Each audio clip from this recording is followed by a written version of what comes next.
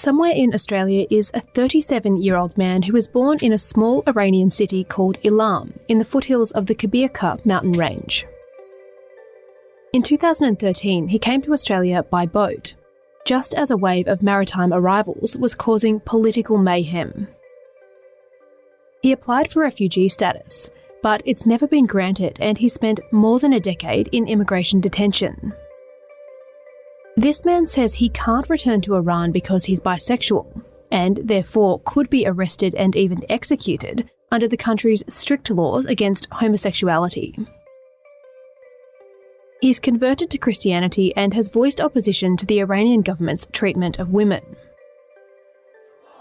Protesters took to the streets of Iran's capital, Tehran, for a third day on Monday over the death of a woman in police custody.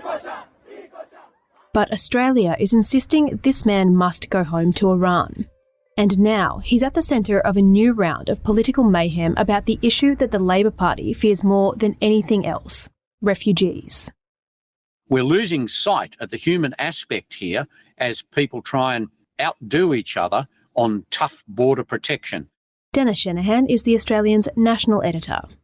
And of course, we have seen this for the last 20, 25 years, where the humanitarian aspect is wound up in the tough talk of politics. It all turns on a High Court case where this man, who's known by the pseudonym ASF-17, is seeking to be released from immigration detention based on an earlier High Court ruling that Australia could not legally detain people who had nowhere else to go. The Albanese government is scrambling to ensure the High Court doesn't release ASF-17 and scores more detainees. And it's now logjammed in federal parliament, with all sides accusing the others of being at fault. According to documents filed in court, ASF-17 says he's Kurdish. That's an ethnic minority in Iran which has suffered generations of persecution. He says he's stateless and undocumented, so he has no paperwork to prove his identity. His story's changed over the years. He initially told interviewers he was an Iranian citizen and that he'd done military training. He also claimed he'd converted to Christianity, another factor he said would make him likely to be persecuted in Iran. He also said in his interview he had left Iran for economic reasons. Government officials say they found an Iranian driver's license among his possessions, which they said indicated he was Iranian and not a stateless Kurd as he now claims, and that his family owned property, which was not possible for people who aren't Iranian citizens.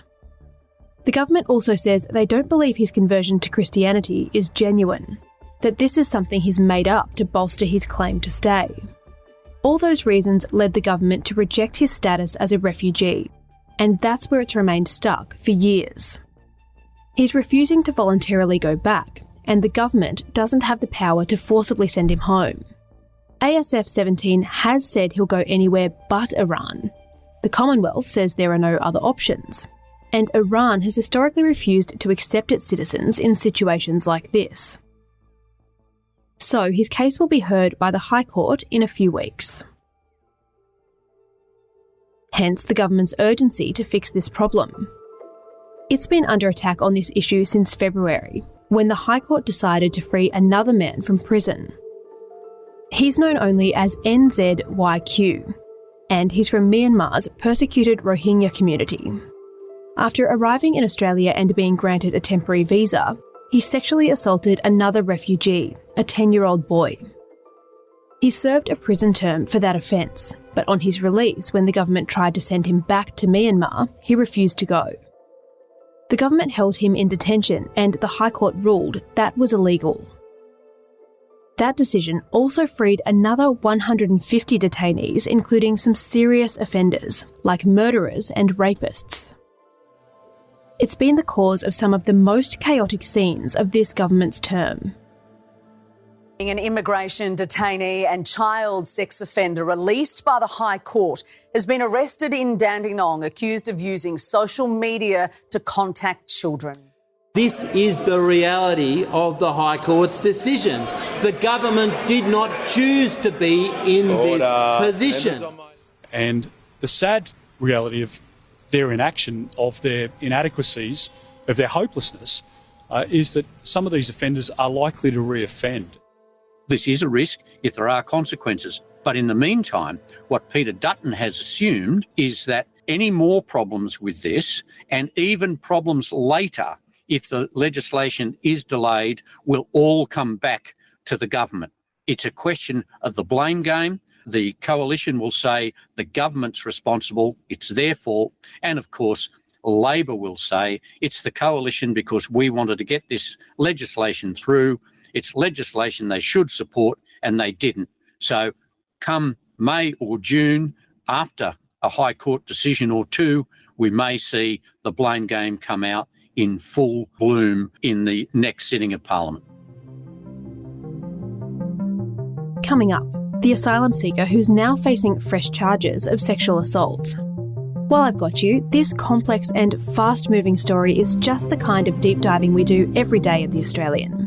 Our subscribers get all our journalism 24/7, and we'd love you to join us at theaustralian.com.au. We'll be back in just a moment.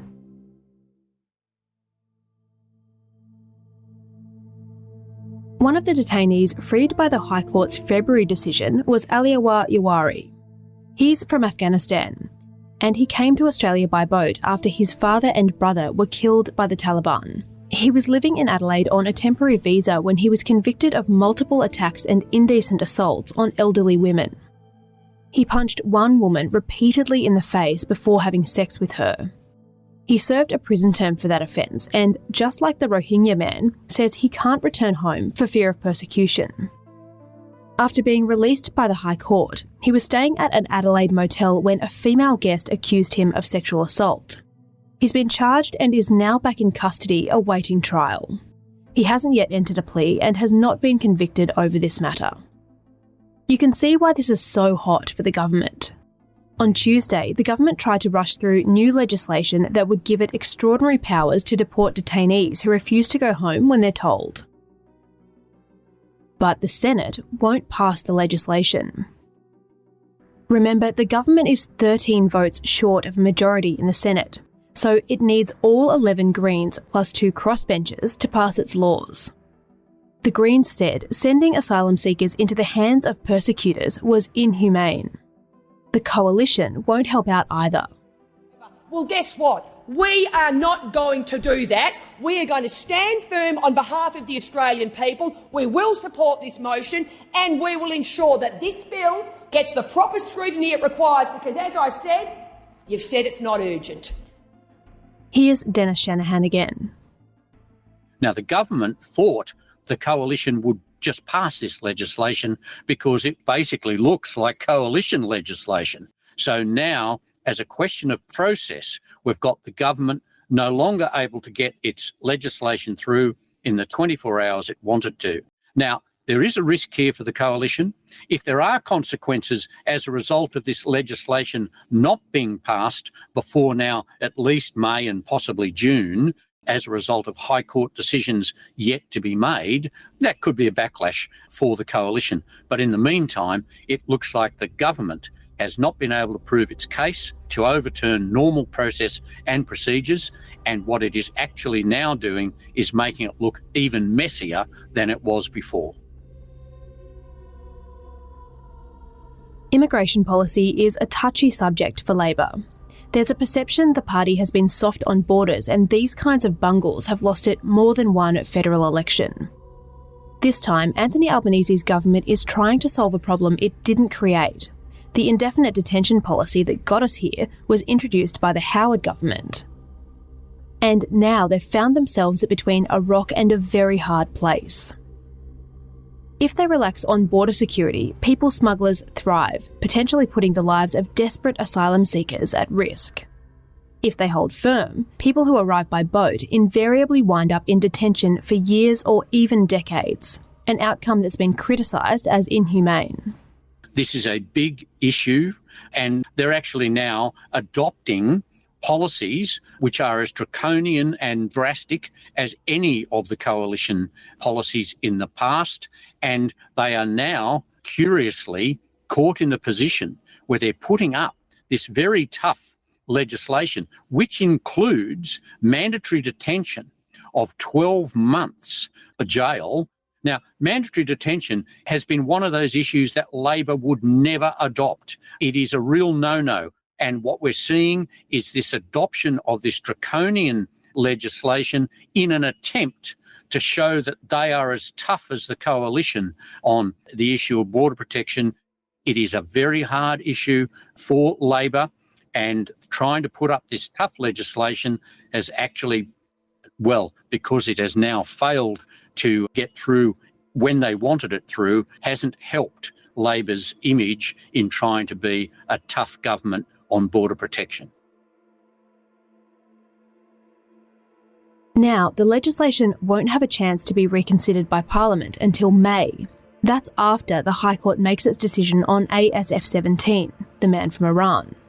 But the wider problem for Labor is that the immigration detainee debacle keeps in front of mind the whole issue of immigration.